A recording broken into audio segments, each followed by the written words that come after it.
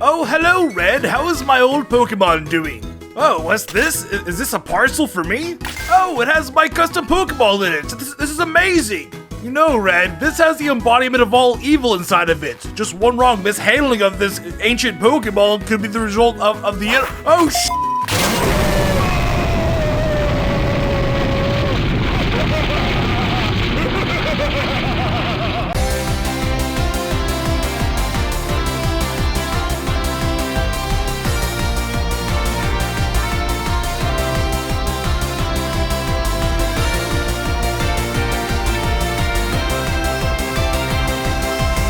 What is going on, guys? This is Dobbs here, bringing you another Pokemon video. And in this video, we're gonna go over 10 very strange Pokeballs from the games and the anime.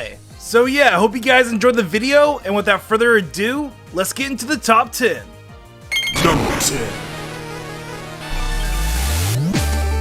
Now starting off this list, we have the Fastball from Generation 2, and man, this ball is very strange.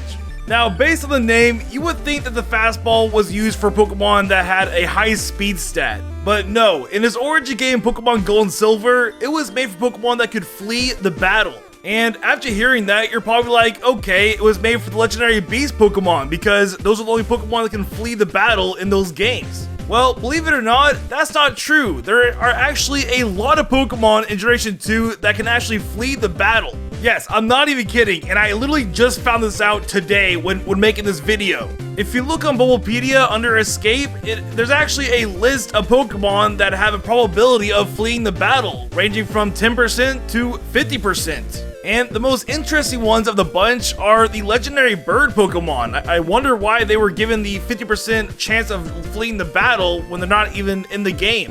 It makes you wonder, were they planning to be roaming Pokemon just like the legendary beasts, but in the Kanto region? And also, were the Galarian birds roaming around the Galar region inspired by this supposed scrapped idea? It's really interesting. And then you have other Pokemon like Magnemite, Grimer, Tangela, even Mr. Mime can flee the battle 10% of the time. And then there's Pokemon like Cubone, Quagsire, even Teddy Ursa can flee the battle half the time, every turn. And man, I swear, I just don't remember this being a feature in the games. I guess I just wrecked everything without even giving it a chance to flee. But yeah, the Fastball was intended to be used on these kind of Pokemon that can flee the battle. However though, with all of that said, in Generation 4, Game Freak actually changed the Fastball to where it started living up to its name. It was given a 4x catch rate modifier for Pokemon that had a base speed stat of 100 or more, so it actually is used for fast Pokemon now. But yeah, this Pokeball used to be super obscure, which made it very strange. Number 9. Now, another strange ball is the first Pokeball ever shown in the Pokemon anime. As seen on TV in Ash's room, Bruno sends out an Onix in a green Pokeball. And I know what you're thinking, this green Pokeball is obviously a Safari Ball because in the Pokemon games, the Safari Ball is kinda green, is camouflage. And on top of that, in the band episode where Ash caught like 30 Tauroses, the Pokeballs he used in the Safari Zone were green as well. So this Pokeball that Bruno is throwing out has to be a Safari Ball, right? No, it's not. It's definitely not a Safari Ball. Because for one, Bruno sends out an Onix, which isn't even available in Safari Zone. And more importantly for number 2, this green ball doesn't have an S that the Safari Balls have that Ash caught his Tauroses with. So it just can't be a Safari Ball because in the same universe of the Pokemon anime, you would think that his green ball would also have the S that Ash's green ball had. So Bruno's Pokeball just has to be a different kind of ball. But the biggest question is, what kind of Pokeball is it? Is it just a Pokeball that's colored green? Is it an early prototype of one of Kurt's Pokeballs that was custom made for Bruno to capture his Onix with? Is it just an error by the people who made the Pokemon anime? Did they think that green Pokeballs were a thing? And well, my theory is, I think this Pokeball is the original OG Pokeball. Because if you look back at the original Pokemon games, Pokemon Red and Green, the Pokeballs are actually green. In Oak's lab, you can clearly see that the starter Pokeballs are of a green coloring. And also when you throw a Pokeball at a wild Pokemon, it turns green when you capture it. And I know, this is based on the color palette they used for the Game Boy Color, but the original default palette for Pokemon Red and Green was the green Pokeballs palette. So maybe, just maybe, the people who made the anime thought Pokeballs come in green coloring as well, and just decided to give Bruno a green Pokeball. But hey, that's just a theory, and it could very well be just a Safari Ball for all we know. But let me know in the comments, what do you think this Pokeball is? It's a huge mystery. Number 8. Now, a Pokeball that is very weird and messes with the timeline of Pokemon is the captain's 300-plus-year-old Pokeballs from the Orange League. Now, if you didn't know, this person known as the captain was the champion of the Orange League over 300 years ago. And when he wasn't battling, he was a delivery man for that period of time. He would use his ship to sail and deliver things from island to island. But unfortunately, one day, a terrible storm struck his ship and ended up sinking it, and it drowned him. And because of that, he started sleeping with the fishes, if you know what I mean. And when his ship sunk, it also sunk his 2 Pokemon, Ghastly and Haunter, along with his trophy. And when the people of the Orange League went searching for his trophy, they found his 2 Pokemon in these 2 contemporary-looking Pokeballs. Now, what's very strange about these 2 modern-looking Pokeballs is the fact that they're over 300 years old. And it's weird because in the Celebi movie, when Ash goes back in time and meets Professor Oak while he's a young little lad, the Pokeball looked completely different because they were made out of apricorns. And keep in mind, these apricorn balls are a mere 40 years back from the present. And in addition to that, in the episode Just Waiting on a Friend, we see Lococo's Pokeball, which is 200 years back from the present. And it as well looks a lot less contemporary. So it just doesn't make sense why the captain's Pokeballs look modern. And this is why it is so hard to create a timeline of the Pokemon anime, especially when Ash just never ages. So the timeline in the Pokemon anime is just all over the place. And these modern looking Pokeballs just doesn't help at all. So yeah, these Pokeballs are very strange. Number 7. Another strange Pokeball is the Ride Pager Ball.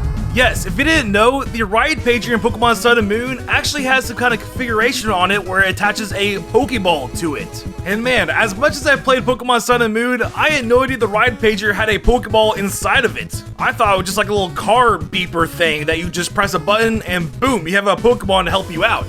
But it seems that the Ride Pager is more intricate than we thought it was. Because at first glance, when looking at it, it looks like that you just search for a Pokemon that you need, and then it uploads it to the Pokeball. Because as you can see in this picture, there's like a little USB drive thing that attaches inside the Pokeball where the button should be. Which is honestly pretty dang awesome. Like, it really shows how advanced the Pokemon universe has become since Red and Blue. Because in Red and Blue, you had to get a hidden machine and teach your Pokemon a move that was permanent to their move pool. And it took quite literally a move deleter to remove that move from your Pokemon. But since Pokemon Sun and Moon takes place 10 years after Red and Blue, since we see Red and Blue as 20-year-olds, in this era, you can literally just search a Pokemon on your device and upload it to your Pokeball, and then use it as an HM Pokemon for obstacles that are in your way. Which really, in hindsight, is freaking awesome. But also makes this Pokeball very strange, since it can interchange Pokemon at will. Since normally, when you do a trade with another trainer, you have to literally physically trade the Pokeball to them. So yeah, the Ride Pager Ball is a one of a kind, and that is why I chose it for this list. Number 6. Alright, we all know about this one, but I had to include it in this video because it is a very strange occurrence. And that is the Master Ball that the fisherman threw at the Wish Cache. Now, as we all know, the Master Ball should capture anything without fail. And there's this misconception floating around that the Master Ball can fail in the video games. But no, that is not true at all, because after doing research for like 5 or 6 hours for a video topic I wanted to cover, the title being Can the Master Ball Fail?, I came to the conclusion that no, the Master Ball has no chance of failing. The mathematics always point to capturing the Pokemon, with the exception of Missing No. There is a Missing No in Pokemon Red and Blue that can actually survive a Master Ball. But other than that, no, the Master Ball can never fail on any regular Pokemon in any game. And even in some games, the game just gives it a check mark for capture in the coding. But in the anime, I guess it's a different story, because somehow, some way, this Wish Cache managed to eat the Master Ball and not be caught by it after swallowing it. And what makes this occurrence very strange is that May caught her Munchlax with a Pokeball that it ate. the Munchlax literally swallowed the Pokeball and was caught by it. So given with the same logic from the same Pokemon anime, you would think that the Whiscash would be caught by the Master Ball. But no, it didn't. It just ate it like it was some puffin. So really, it just comes down to two things. Either that fisherman got very, extremely, very unlucky, or the Master Ball that he had was fake. It was a phony. But either way, that was a very strange occurrence, especially for the first time ever we see a Master Ball in the anime. Number 5. Alright, the next Pokeballs that are strange aren't really Pokeballs. They are the Pokemopolis items or balls. Now, there's really not much to say about these items, except for the fact that they're basically the forerunners of Pokeballs. And just like the modern Pokeball, these ancient items can contain Pokemon, and you can summon them at any given time when you do a specific command. Like, for example, with the Unearthly Spoon, you can summon a giant Alakazam if you insert it inside the Unearthly Urn. Or with a giant paintbrush, you can summon a giant Jigglypuff when you sing a song sung by a regular-sized Jigglypuff. And then finally, with the quote-unquote dark device that summons a giant Gengar, it just kind of activates itself. It's kind of a mystery with this one. But yeah, these strange Pokeballs are pretty cool because they each have their little quirk they need to do to summon the Pokemon inside of them. And personally, if I lived in this era and I got to choose my own item that I could store my Pokemon in, I would probably choose a sword of some sort, or even a sheath, and when I would draw my sword, the Pokemon would just summon out from the sheath and be on my side ready to battle. That would be freaking awesome. And let me know, what would your item be for your Pokeball storage system thing? I honestly think the people who made this episode were onto something, because storing your Pokemon in, unique and personalized items is pretty fun. And it would definitely be fun to see in a video game down the road. But yeah, the forerunners of modern Pokeballs are definitely strange. And that is why it's number 5 for this list. Number 4. Now, another strange Pokeball is the Pokemon Inspection Agency Pokeball. And if you watched one of my recent videos, 10 surprisingly strong Pokemon trainers, you'd know that the PIA agents are officials who upkeep the rules of gyms across the region. And it seems that this Pokeball acts as their badge of some sort, because in the episode Showdown in Dark City, where we see our first PIA agent, she flashes her Pokeball at the enemy and reveals herself. And this is the first time we really see a Pokeball disguised as a badge. And when looking at this badge slash Pokeball, it's very strange because it has Chansey ears on the top of it and a Chansey pouch on the bottom of it. And the only thing that really resembles a badge in this Pokeball is the P on top of it. And overall, this Pokeball just looks really ridiculous. And I guess the anime creators thought the same because they completely scrapped this entire Pokeball and just gave the PIA agents regular looking badges. So this PIA ball was so strange that it was scrapped from the entire anime. And in hindsight, it's kind of a bummer because the nurse droid who inspects the Pewter City gym had a Latios. And if you didn't know, there's only been like 8 trainers in the entire Pokemon anime that have been seen owning a legendary Pokemon. So as ridiculous as it would have been cool seeing a Pokeball with a Latios design on it. So kind of a missed opportunity there, but nonetheless, it would have been very strange as well. Which is ultimately why I put the PIA Ball at number 4 for this list. It is a very strange Pokeball. Number 3.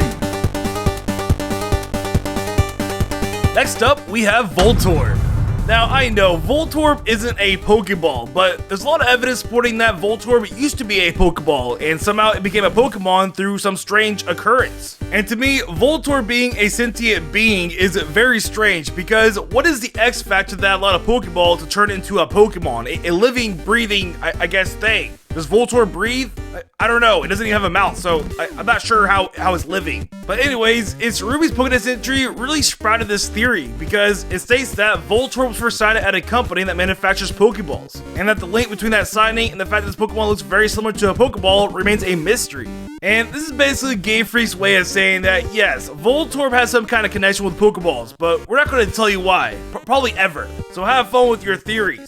And well, the fans definitely had their fun making theories for Voltorb, especially Christopher Stoll's, because I love his theory. His theory suggests that Voltorb is an accidental fusion of a Pokeball's occupant and the technology that contains them. which in short basically means that the Pokemon inside the Pokeball fuse with the inners of the Pokeball, creating Voltorb. And that is why Voltorb is so angry, because the Pokemon inside of it wants to get out, it's trying to escape. And Christopher Stoll even made this awesome yet very disturbing illustration on his DeviantArt displaying what's inside a Voltorb. And as you can see the conscious flesh of the Pokemon that was stored inside of it fusing with the technology of the Pokeball. Which is, man, that is very disturbing, Christopher, but I love this theory. This is like the best one I've seen so far. So yeah, Voltorb is a very strange Pokeball anomaly, which is why it fit perfectly for this list. Number 2.